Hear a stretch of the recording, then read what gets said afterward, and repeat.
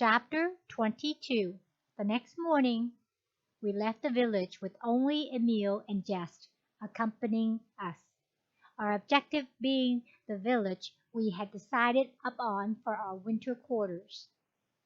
The winters in this part of the country are quite severe, and we felt that we wished to make a certain of comfortable quarters before the cold spell set in.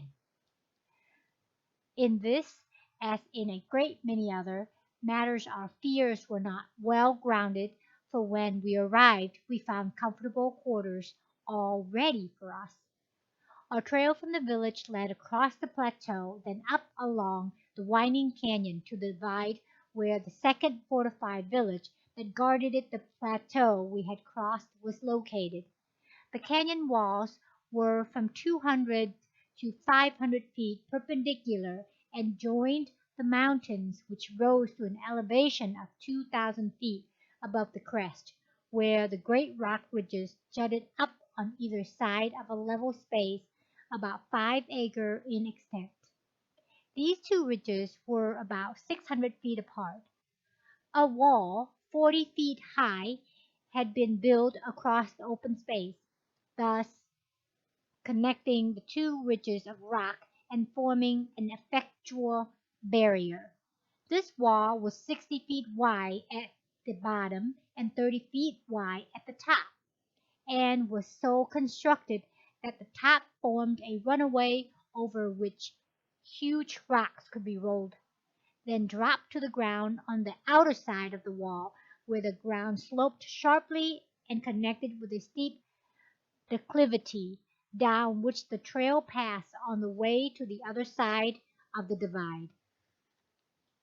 There were chutes arranged along the wall at intervals of 100 feet so that the rocks would gain headway enough to clear the base of the wall before they struck the ground.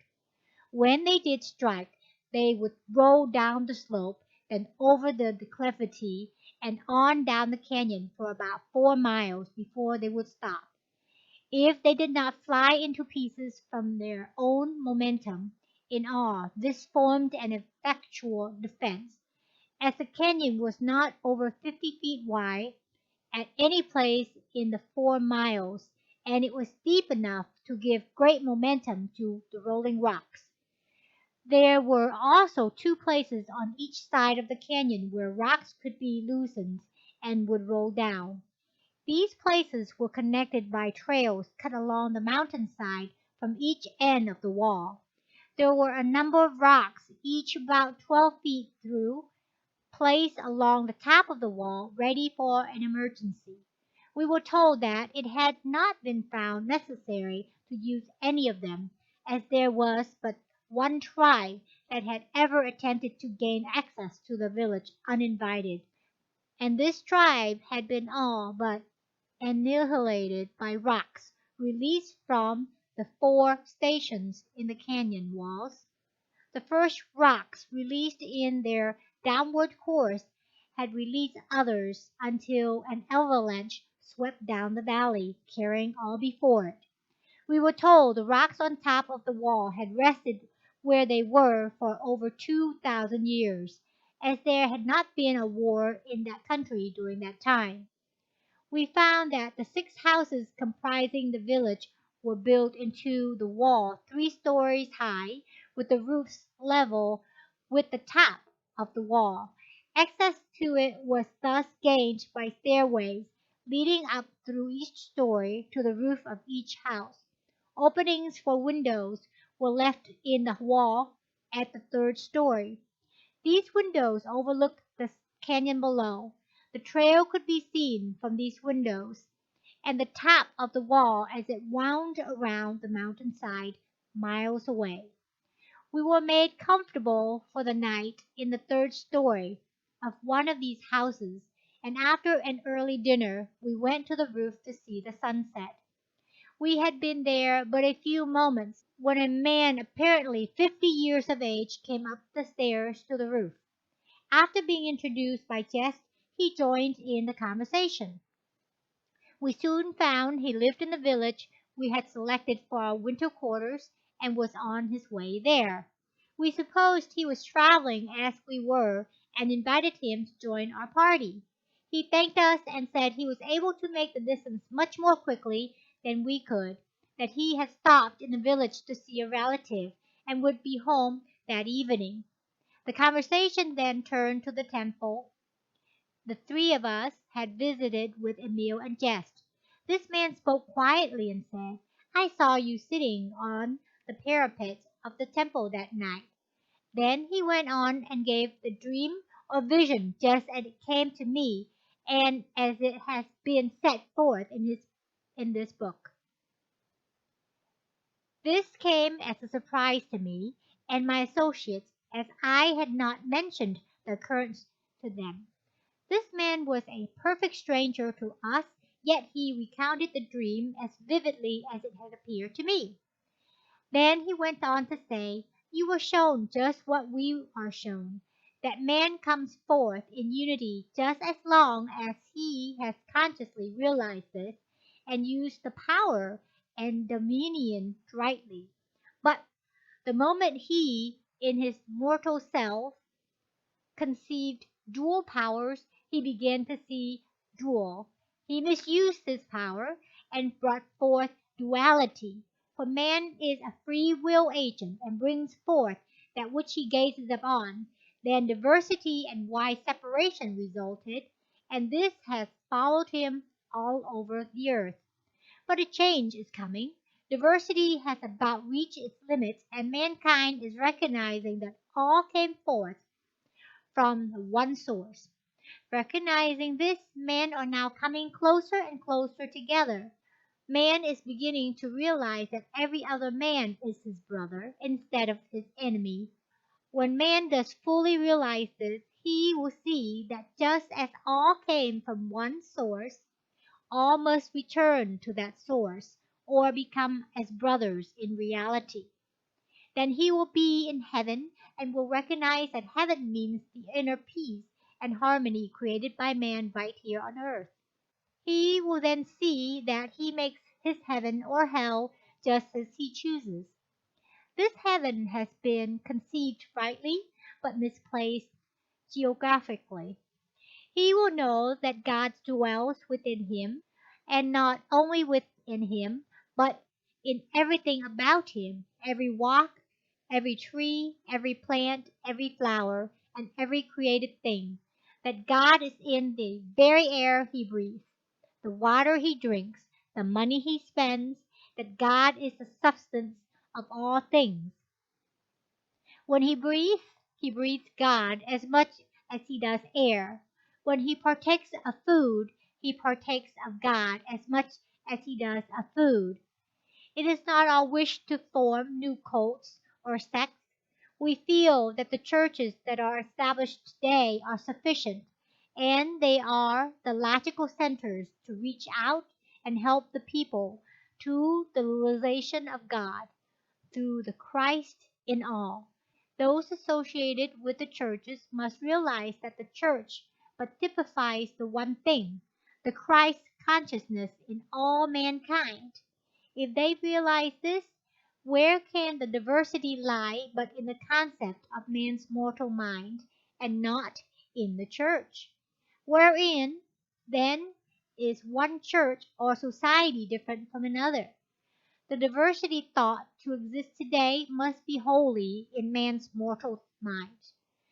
See what this diversity has led to: the great wars, the intense hate engendered between nations and families and even individuals, and all because one church organization or another has thought that its creed or doctrine was better than that of another.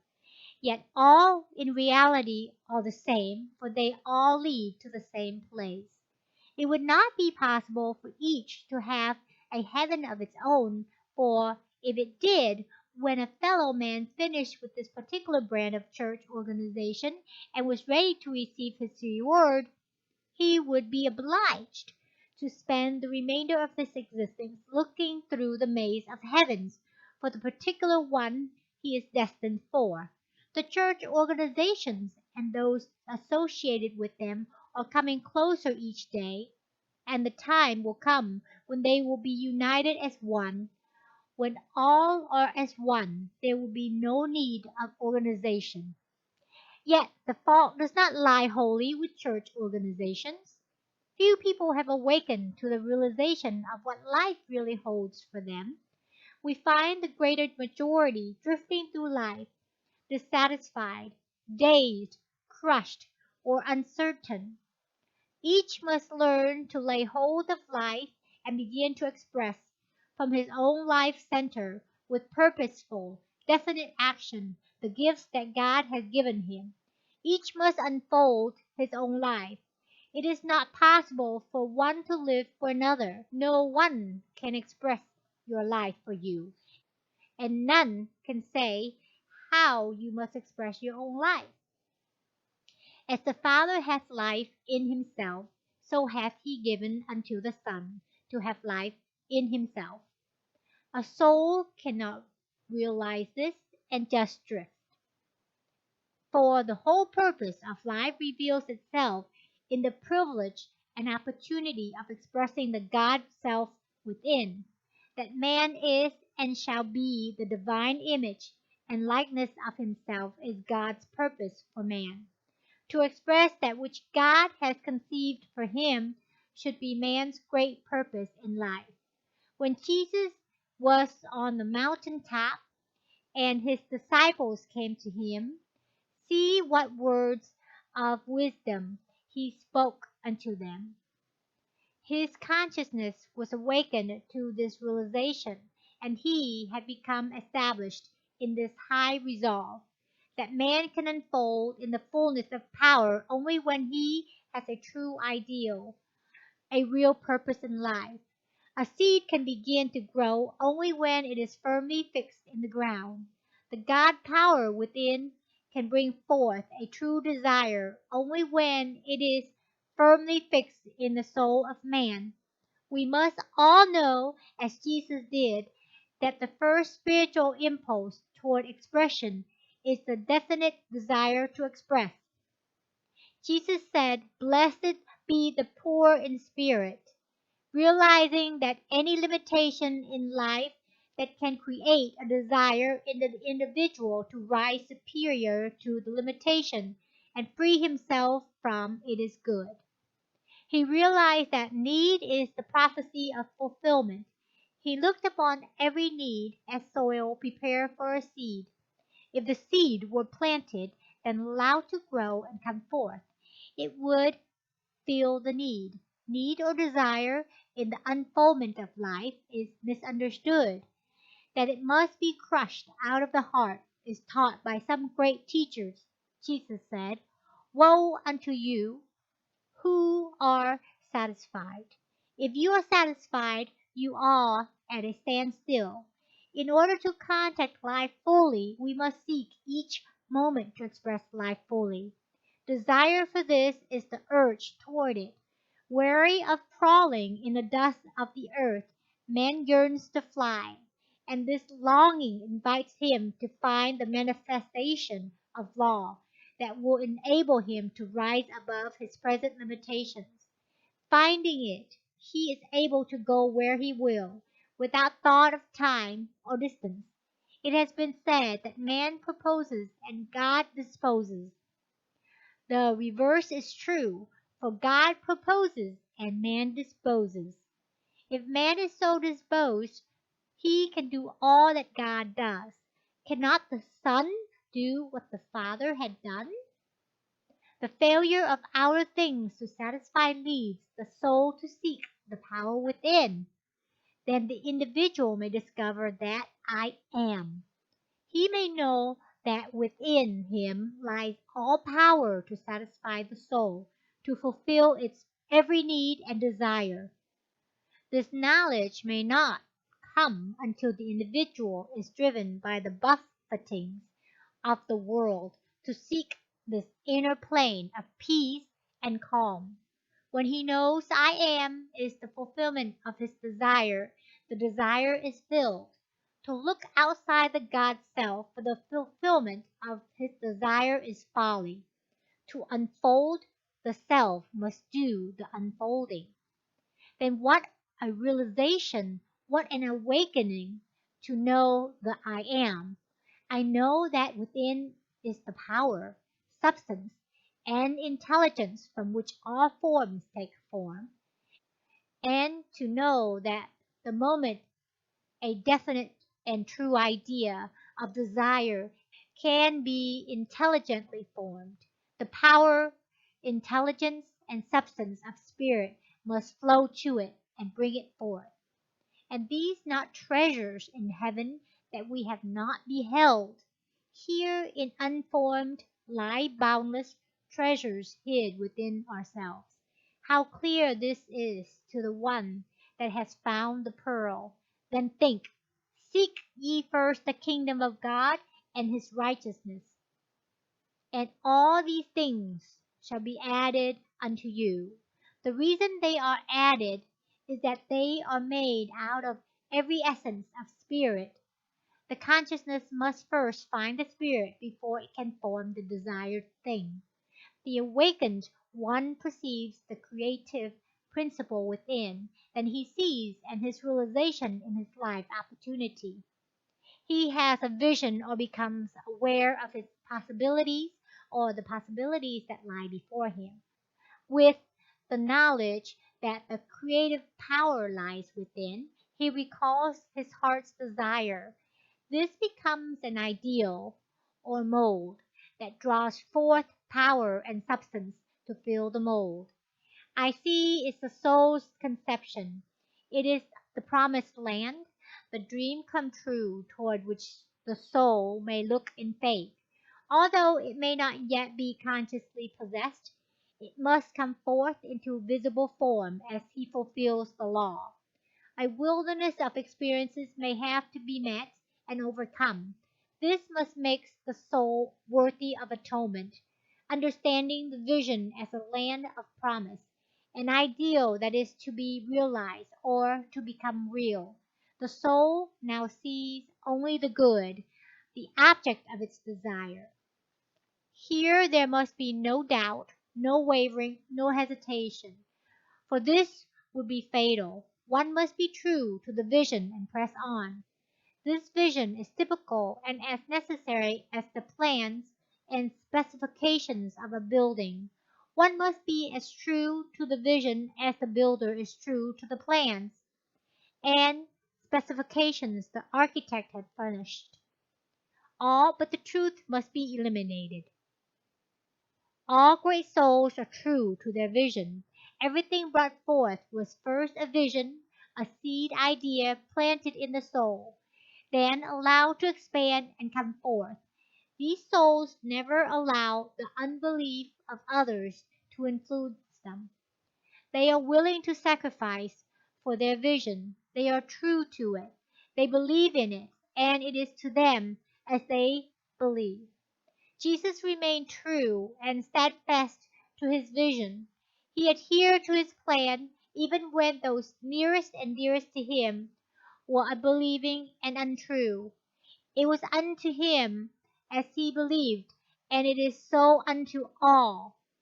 When the individual starts for the promised land, the land of darkness must be forsaken, forgotten.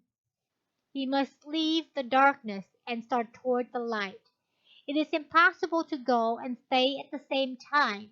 The old must be forsaken, the new adhered to. He must forget the things he does not wish to remember, and remember only the things he wishes to retain.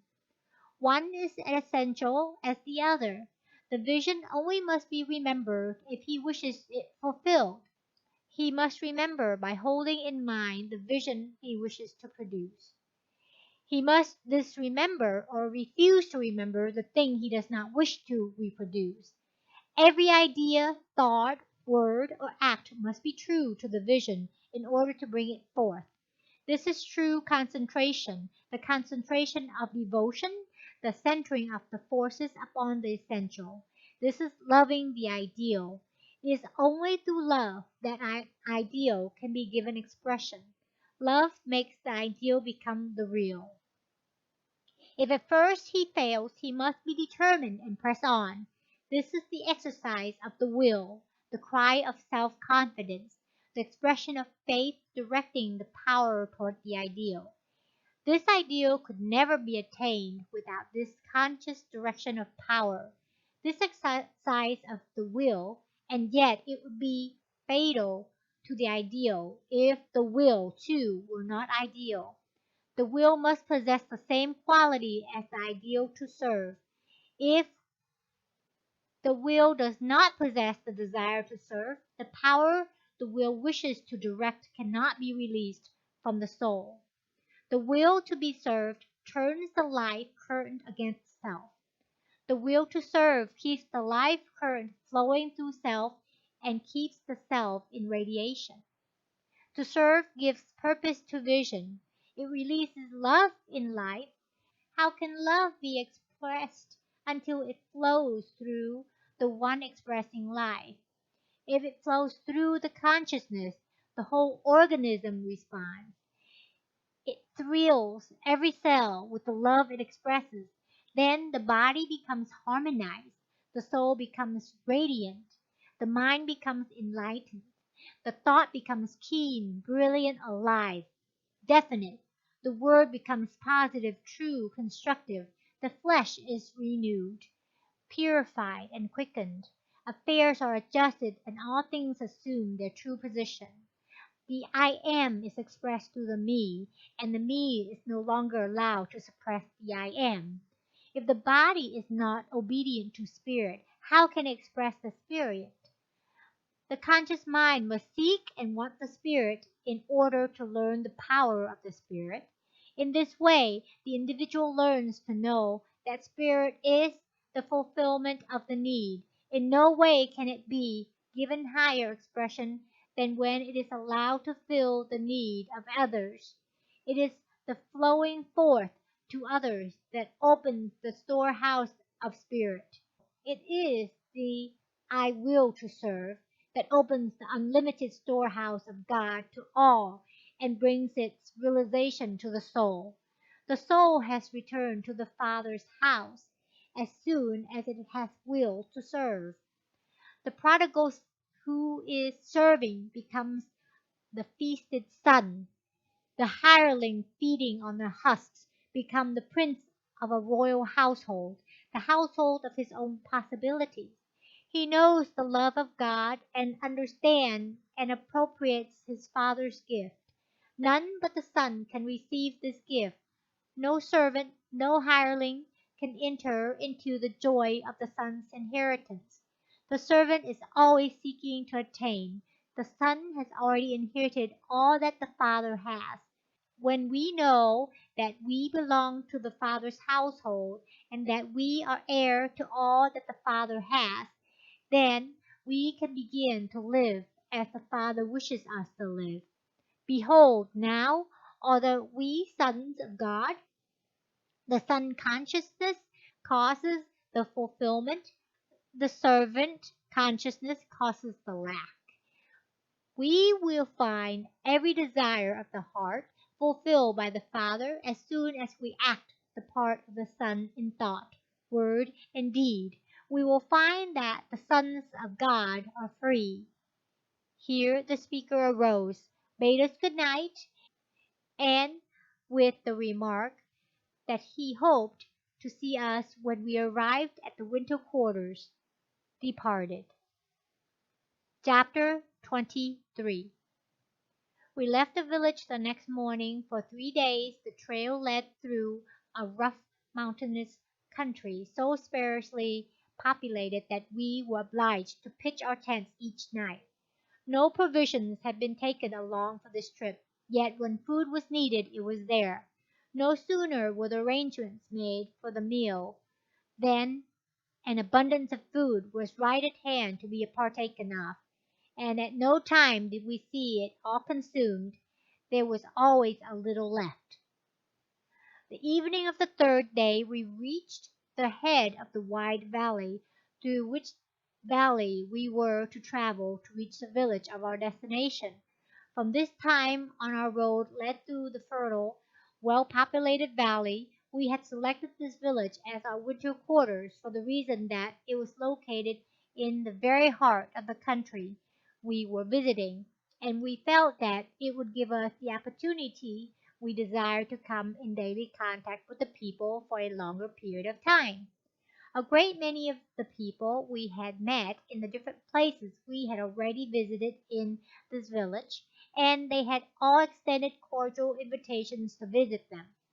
We felt that by staying in this village for the winter, we would have the ample opportunity to observe their daily life more closely. We reached this village November 20th and made a number of short trips from there until the snow came on and travel was made difficult.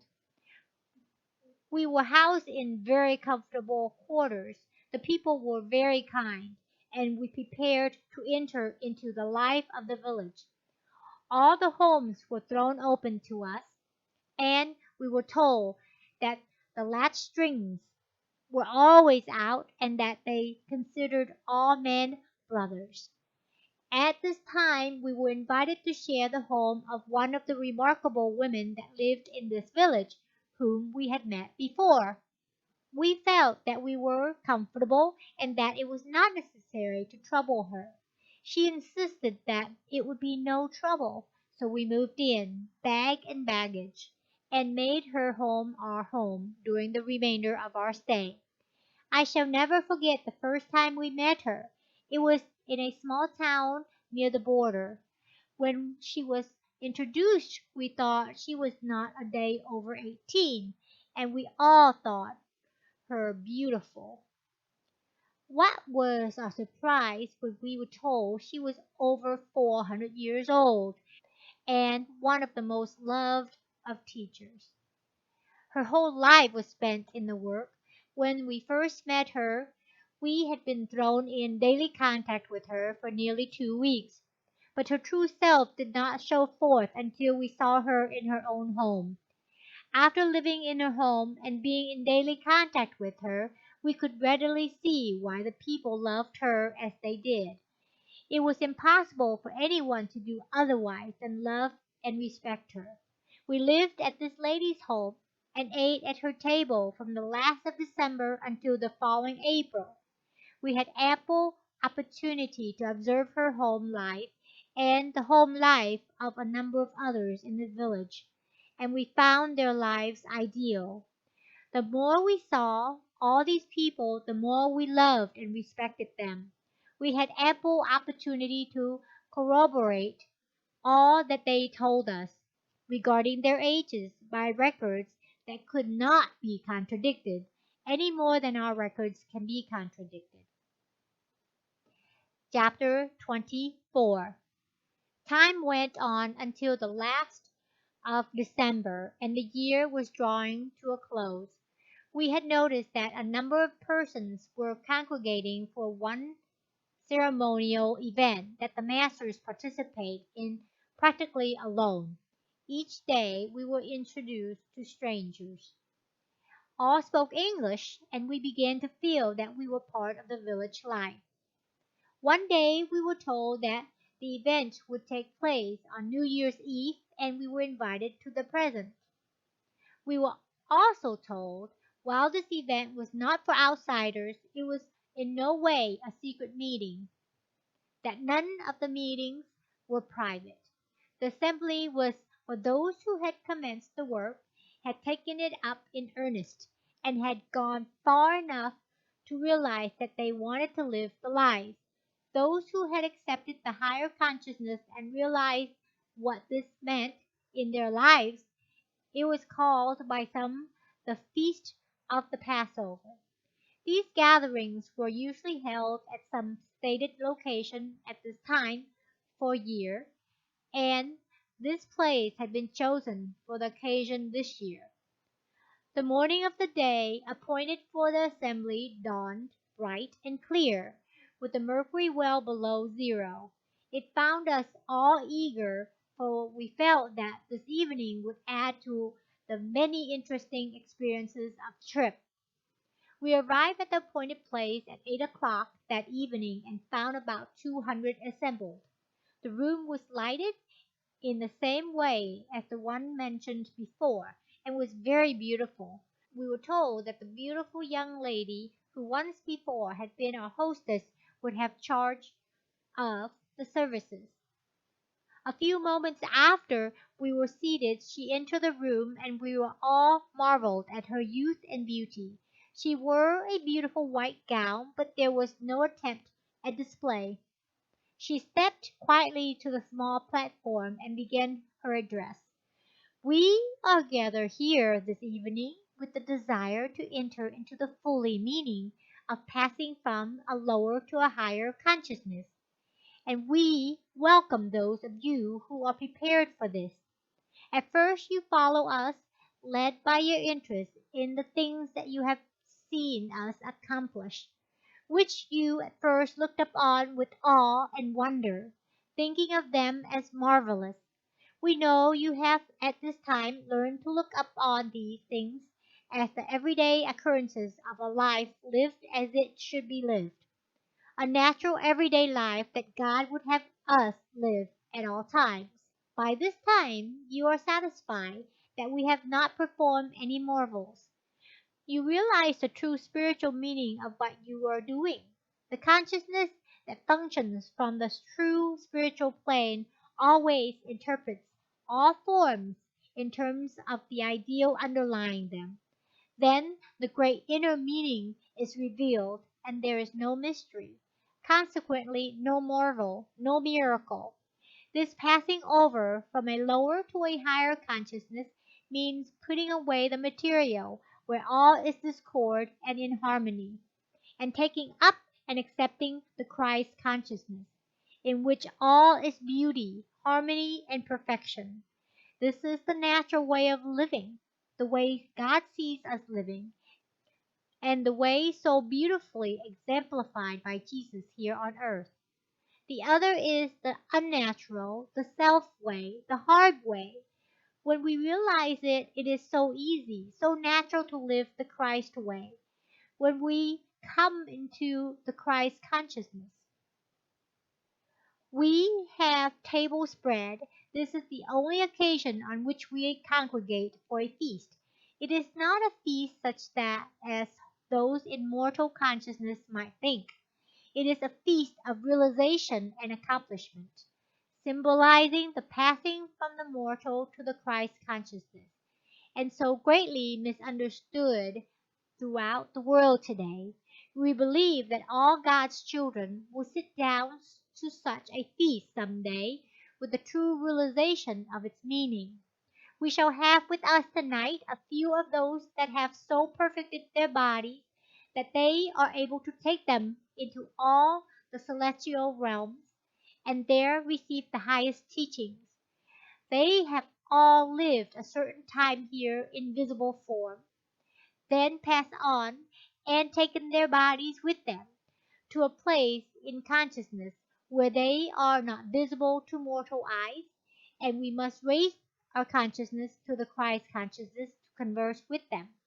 But those that have so perfected the body that they can take it to this celestial realm can return to us and go away at will.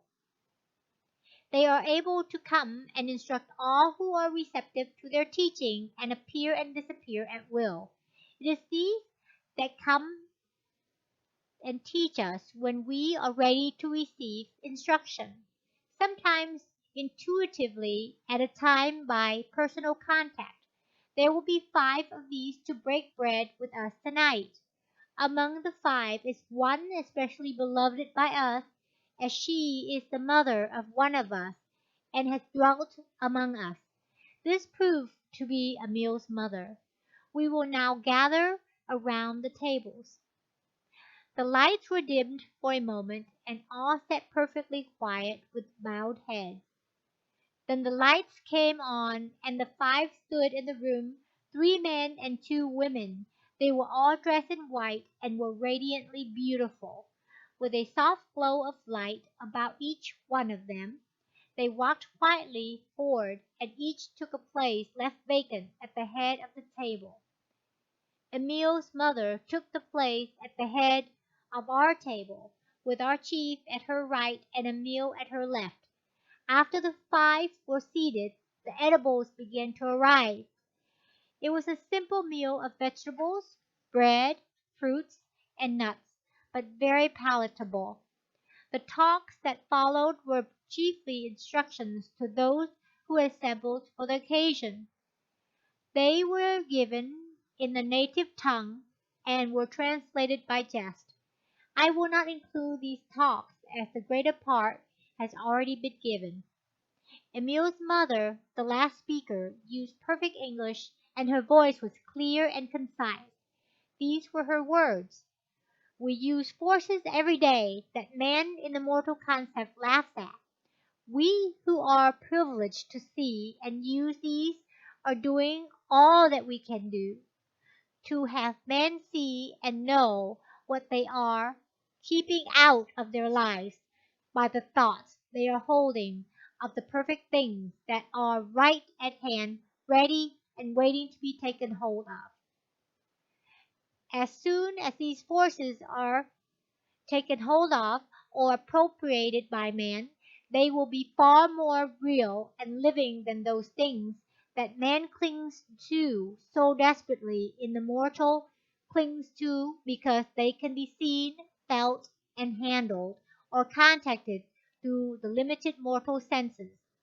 You will note that all our comforts in this room and those you are occupying, such as light and heat, and even these things you have eaten, are prepared by one of these forces. You may call it light rays, or what you will. We see it as a great universal power or force, which, when contacted by man, will work for him far more effectually than steam, electricity, gasoline, or coal. Yet we call it one of the least of the forces or powers. This force will not only furnish all the power needed by man, but it will also furnish heat for all his needs, at all times and in all places, without the consumptions of 1 pound of fuel of any kind. This force is perfectly noiseless, and if man will contact and use it, it will stop a great deal of the noise and confusion that now seems unavoidable. This power is right at hand all about you, waiting for man to contact and use it.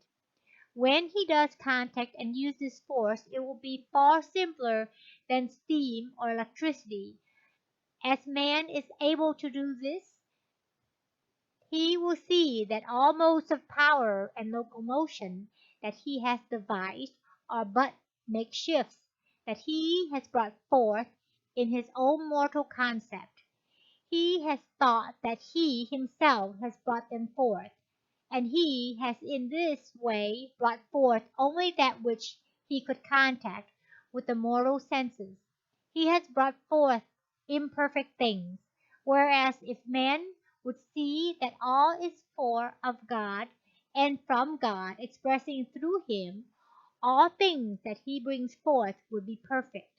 Man, having free will, has chosen the hard way, and instead of realizing his sonship with God and using all that God has, he will go on in the hard way until he is driven to realize that there must be and really is a better way. He will eventually know that God's way is the only way. Then he will express the perfection that God sees him expressing right now. Do you not see how much must be centered in the Father within you, drawing the hold of your good from Him, and how every force of your nature is to operate with the divine self? In the beginning of all expression is God, the Father within, else God could not be expressed or brought forth. Here one of our party asked that power or force or thoughts and words had upon our lives. She held out her hand, and in a moment a small object was lying in it. She said, "Let me drop this pebble into this bowl of water. You see that the vibrations caused by the pebbles coming in contact with the water radiate from the center in the ever widening circles. until they reach to the rim of the bowl, or outer edge of the water, where to the eye they seem to lose their force and stop. What really happens is this: as soon as the vibrations have reached the limits of the water, they start on their return journey back to the place where the pebble entered the water, and they do not tarry until they reach that center.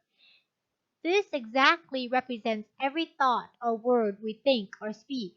The thought or word sets in motion certain vibrations that go out and on in ever widening circles until they compass the universe. Then they return as they went forth to the one that sets them out.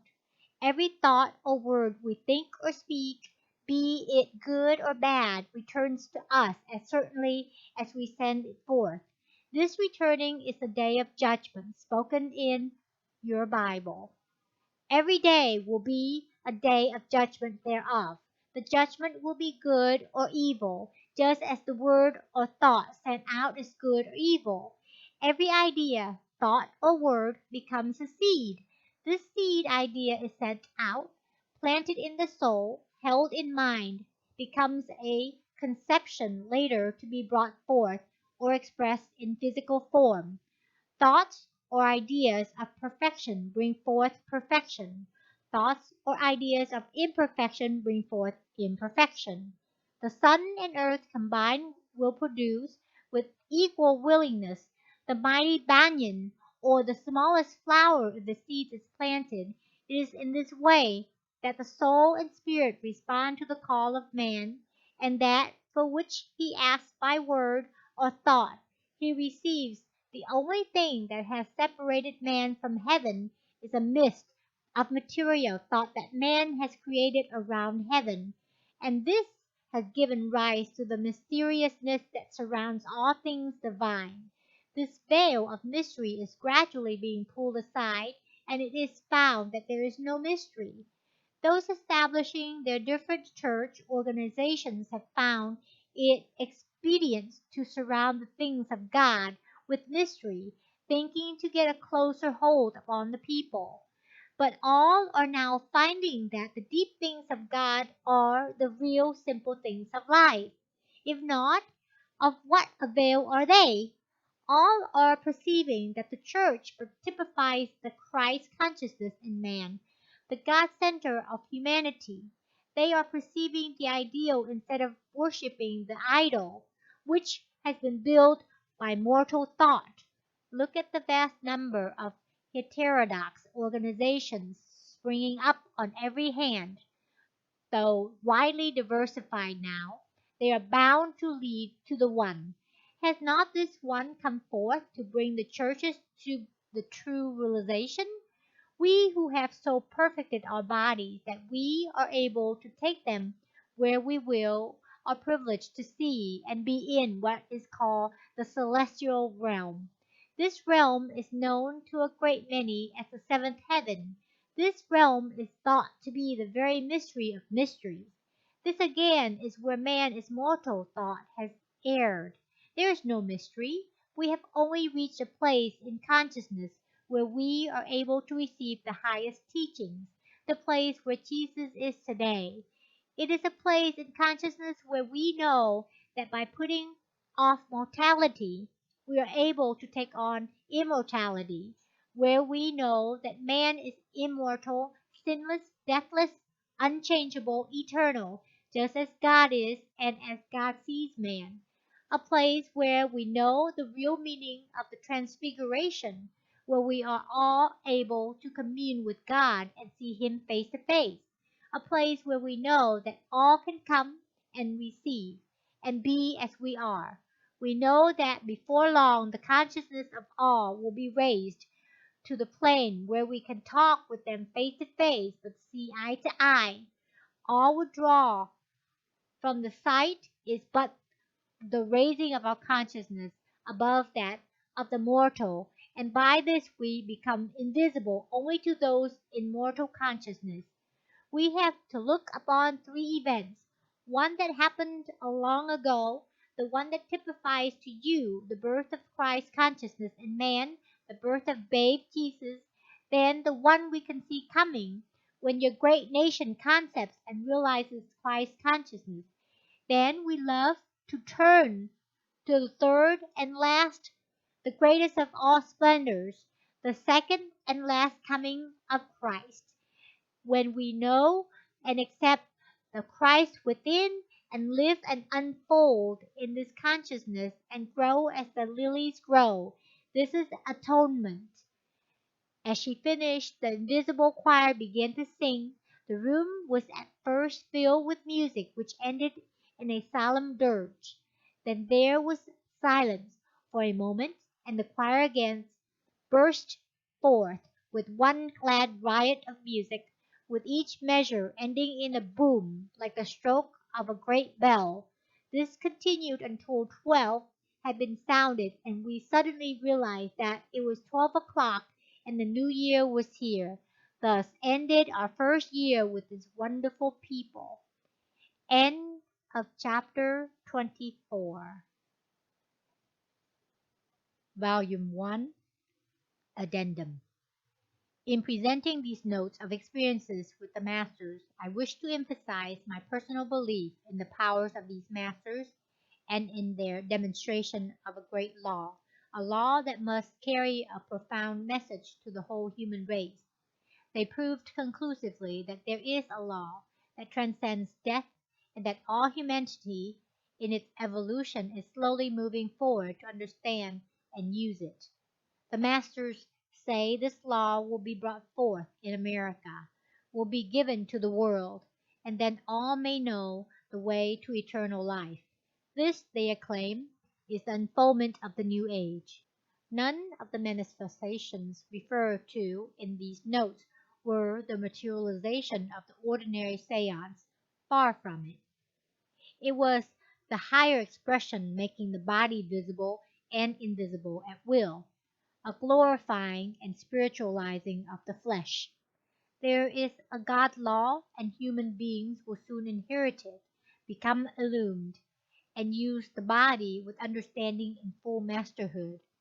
There is no question but these people have brought the light through the long ages, and they prove by the daily life and works that this light does exist just as it did thousands of years ago. End of Volume 1.